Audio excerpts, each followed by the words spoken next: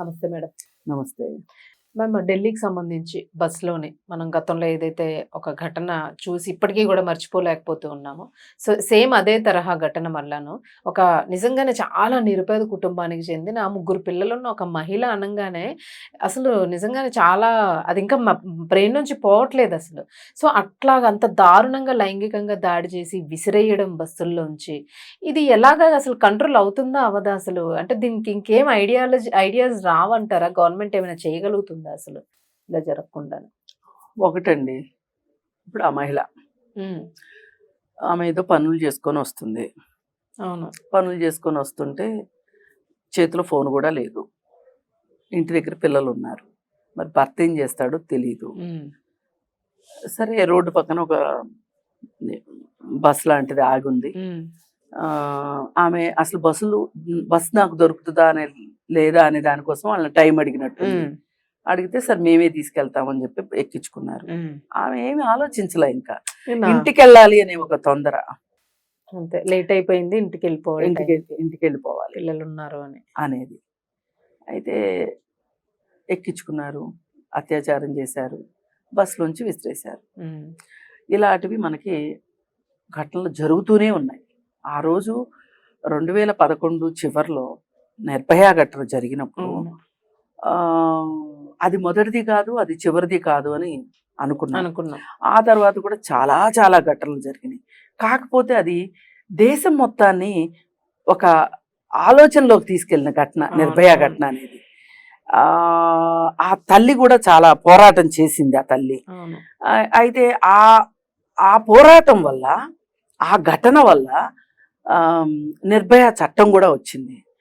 నిర్భయ చట్టం వచ్చినప్పుడు కానీ నిర్భయ ఘటన జరిగినప్పుడు కానీ దాదాపు దేశమంతా మాట్లాడుకున్నది ఆ ఘటన గురించి. అలాగే ప్రపంచంలో తెలుగు వాళ్ళు ఎక్కడున్నా, అలాగే ప్రపంచ మీడియా కూడా ఈ నిర్భయ ఘటన మీద దృష్టి పెట్టింది. దృష్టి పెట్టి ఇది వాళ్ళని అరెస్ట్ చేశారు. ఆరుగురిని రిమాండ్కి పంపించారు. తర్వాత తిహార్ జైలుకి పంపించారు. శిక్షలు పడ్డాయి. వాళ్ళల్లో ఒక అతను హ్యాంగ్ చేసుకుని చనిపోయాడు. సరే, మిగతా వాళ్ళల్లో ఒక మైనర్ ఉన్నాడు. అతను రిలీజ్ అయ్యి బయటకు వచ్చాడు. అతను ఎక్కడున్నాడో ఎవరికి తెలీదు. కావాలని అతన్ని రివీల్ చేయలేదు. మిగతా వాళ్ళు ఇంకా జైలు శిక్ష అనుభవిస్తారు అని అనుకునే టైంలో వాళ్ళకి ఉరి శిక్ష పడింది. సరే, ఇప్పుడు మనము ఒక ఘటన తాలూకు జరిగిన ఒక ఉదంతం తాలూకు విషయం, అది సమాజం మీద ఏమాత్రం ప్రభావం చూపించింది అనేది మాట్లాడుకోవాలి ఇవాళ మనం. అది ఏమీ ప్రభావం చూపించలే. చూపిస్తే ఇవాళ ఇలా నికృష్టమైన ఘటన జరిగి ఉండేది కాదు. ఇది ఒక్కటేంటి, ఈ లోపల ఏమి జరగలేదా? నేషనల్ క్రైమ్ రిపోర్ట్స్ ఎన్ని ఘటనలు జరిగినాయి.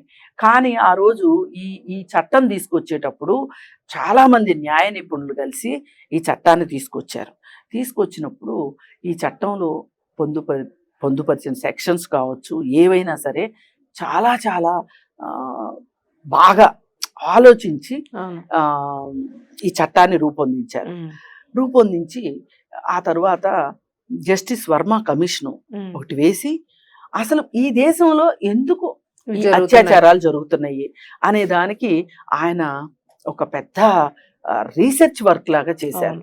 ఎంతో మంది లాయర్లతో కలిసి ఆయన గ్రౌండ్ వర్క్ చేసి రీసెర్చ్ చేసి ఆయన ఏం చెప్పారు, మీరు నిర్భయ చట్టం ప్రకారం ఒక నిర్భయ ఫండ్ పెట్టండి. ఫండ్ పెట్టి నిర్భయ ఫండ్ ద్వారా అవగాహన కలిగించండి. ఏ విషయం గురించి అవగాహన కలిగించాలి అనే దానికి ఆయన జస్టిస్ వర్మ కమిషన్ రిపోర్టు ఆధారంగా ఆయన కొన్ని రికమెండేషన్స్ ఇచ్చారు. ఆ రికమెండేషన్స్లో ఏంటి అంటే, మన దేశంలో ఇలా జరగడానికి జెండర్ ఈక్వాలిటీ లేదు, జెండర్ బయాస్ ఎక్కువగా ఉంది, జెండర్ గ్యాప్ ఎక్కువగా ఉంది.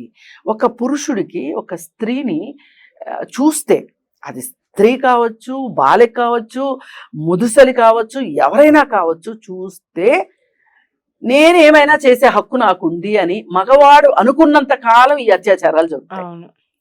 దాన్ని బ్రేక్ చేయాలని చెప్పారు ఆయన. దానికి ఎలా బ్రేక్ చేస్తామని చెప్పారు, చిన్నతనం నుంచే వాళ్ళకి స్కూలు స్థాయి నుంచినే వాళ్ళకి జెండర్ పట్ల అవగాహన కలిగించండి. జెండర్ వేరు, సెక్స్ వేరు. జెండర్ పట్ల అవగాహన కలిగించండి. నీ పక్క జెండర్ ఎవరైతే ఉన్నారో ఫిమేల్, వాళ్ళు కూడా నీలాంటి జెండరే, మేల్ అనుకోవాలి. అంతే. నాకేమి అదనంగా కొమ్ములు లేవు. మగవాళ్ళ తల కొమ్ములు ఉన్నాయా? లేవు కదా. ఇద్దరు మనుషులే, ఇద్దరికి 2 కళ్ళు ఉన్నాయి, ఇద్దరికి ఒక ముక్కే ఉంది, ఇద్దరికి 2 చెవులు ఉన్నాయి. కాకపోతే ప్రత్యుత్పత్తి అవయవాలు మాత్రం డిఫరెంట్ గా ఉంటాయి. అవే ఉంటాయి కానీ డిఫరెంట్ గా ఉంటాయి. అయినంత మాత్రాన మీరు స్త్రీ కన్నా మీరు ఏ మాత్రము గొప్పవాళ్ళు కాదు, బలవంతులు కాదు, లేకపోతే మీకు ప్రత్యేకమైన హక్కులు లేవు అని చిన్నప్పటి నుంచి మగపిల్లలకు చెప్పాల్సిన బాధ్యత ఉంది.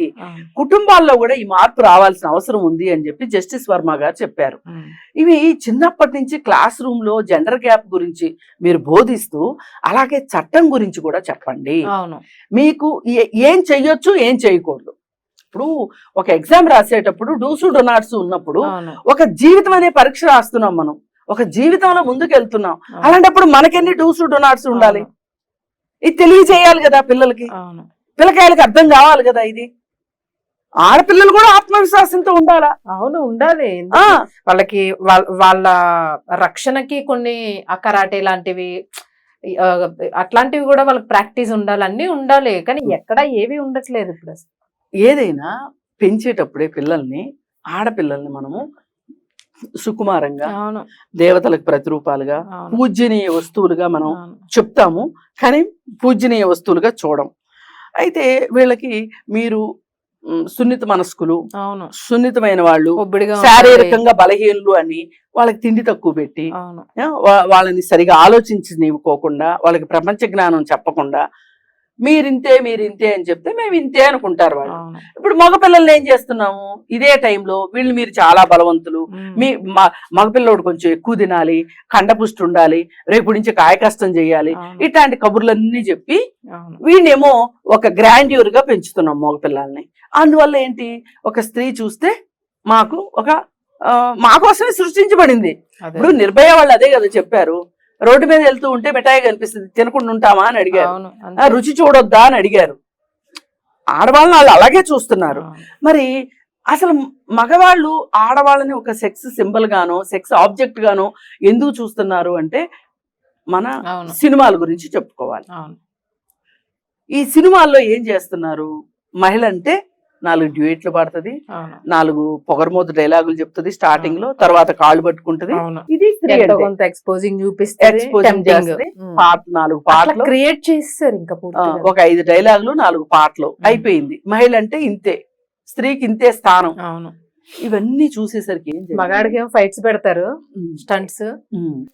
ఇవన్నీ చూసేసరికి ఈవిటీజింగ్ కూడా జన్మ హక్కు అని ఫీల్ అయ్యే మగపిల్లలు ఉన్నారు ఈ రోజుకి కూడా. మరి అలా ఉన్నప్పుడు ఇలాంటివి జరగకుండా ఎలా ఉంటాయి? అందుకని ఇవాళ ఢిల్లీలో ఈ ఘటన జరగటానికి నేను నిర్వర్థంగా చెప్పదలుచుకున్నది ఏంటంటే, నిక్కచ్చిగా చెప్పదలుచుకున్నది ఈ 12 సంవత్సరాల బీజేపీ పాలనే అని చెప్తాం. ఇప్పుడు ఆ రోజు నిర్భయ ఘటన జరగటానికి ఆ ప్రభుత్వ వైఫల్యం అని ఆ రోజు మీరు అందరూ మాట్లాడారు, కరెక్టే, నేను కూడా ఒప్పుకుంటా. కానీ వాళ్ళ వైఫల్యాన్ని వాళ్ళు ఒప్పుకుని ఒక చట్టాన్ని తీసుకొచ్చారు. మీరేం చేశారు? 2014 తరువాత ఈ దేశంలో ఒక్క చట్టం వచ్చిందా? పోక్సో చట్టాన్ని కొంచెం స్ట్రెంగ్తెన్ చేశారు, కానీ వాడట్లేదు. పోక్సో చట్టం పెట్టాల్సిన వాళ్ళ నిర్వీర్యం, అసలు అది వాడట్లేదు దాన్ని. 498A కూరలు తీశారు. ఇవి మీరు చేసింది. అంతేగాని మీరేమి కొత్త చట్టాలు తీసుకురాలేదు, ఉన్న వాటిని స్ట్రెంగ్తెన్ చేయలేదు. ఇప్పుడు మీకు ఆ రోజు ఆ నిర్భయ ఘటన ఆధారంగా నన్ను అవినీతిని ఆధారంగా చేసుకుని కాంగ్రెస్ ని గద్దె దించారు. మీరు గద్దెక్కారు. మీరు వాళ్ళకంటే బాగా చేసి ఉండాల్సింది కదా. బాగా చేసుంటే ఇవాళ ఈ రోజుకి ఈ ఘటనలు ఎందుకు జరుగుతాయి? ఒక్క ఢిల్లీ ఘటననే కాదు, ఒక ఆ అమ్మాయి విషయం అనే కాదు, అసలు జనరల్ గా ఎన్ని జరగట్లేదు. ఇవాళ చూడండి, వికారాబాద్ లో నిన్న మొన్న వాడు కత్తి చూపించి అమ్మాయిని అత్యాచారం చేశాడు, ఎవరిని, మైనర్ బాలికని. ఇప్పుడు వాడేమనుకుంటాడు తెలుసా, నన్ను అరెస్ట్ చేశారు కదా, మరి బండి సంజయ్ కొడుకుని ఎందుకు అరెస్ట్ చేయలేదు అని అడుగుతాడు. అవును, ఇప్పుడు అదే అడుగుతాడు. ఇవాళ సేమ్ ఇట్లాంటి ఘటనలే 3 జరుగుతున్నాయి, 3 రోజుల నుంచి జరుగుతున్నాయి. అవును, అసలు కంటిన్యూగా జరుగుతున్నాయి. కంటిన్యూ జరుగుతున్నాయి. అసలు మనం రిపోర్ట్ చేయడం కూడా తగ్గించేసేసాం నన్ను అడిగితే. అసలు ఏం చెప్పాలో కూడా అర్థం కావట్లేదు. ఇదంతా ఎందుకు జరుగుతుంది అంటే, ఇప్పుడు ఒకరికి ఒక న్యాయం అన్నప్పుడు సహజంగా రెండో వాళ్ళకి అనిపిస్తది మనం కూడా ఉపేక్షించబడతాము అనుకుంటారు. వాళ్ళు ఉపేక్షించబడరు. ఇది ఇది ఇది ఒక కన్ఫ్లిక్ట్ అవుతుంది సొసైటీలో. అవును. అందుకని ఈ ఢిల్లీ ఘటనని నేను మరో నిర్భయగా చూస్తున్నాను తప్పితే వేరేగా కాదు. పాపం ఆ తల్లి మానసిక స్థితి ఎలా ఉంటుందో, ఆమె భౌతిక ఆరోగ్యం ఎలా ఉంటుందో తెలీదు. రేపు ఇప్పుడు ఎంత గాయపడిందో ఆ తల్లి. మరి ఆ 3 పిల్లలకి ఈ తల్లి ఉంటదా? అదే కదా, ఆమెకి ఏమి గాయాలైనయో తెలీదు. అసలు పనులు చేసుకునే మనిషి దగ్గర ఆమె ఏమంత ఆరోగ్యంగా ఉంటది, ఏమి తట్టుకోగలదు అనారోగ్యాన్ని? తలుచుకుంటే మటుకు చాలా బాధ అనిపిస్తుంది. ఈ శిక్షల్లో కూడా మార్పులు రావాలి మేడం. చట్టాలు ఏవో చేసి 4 రోజులు జైల్లో పెట్టి లేకపోతే ఏదో బెయిల్ మీద వచ్చి, అంటే ఒకటి మనం స్పీడీ జస్టిస్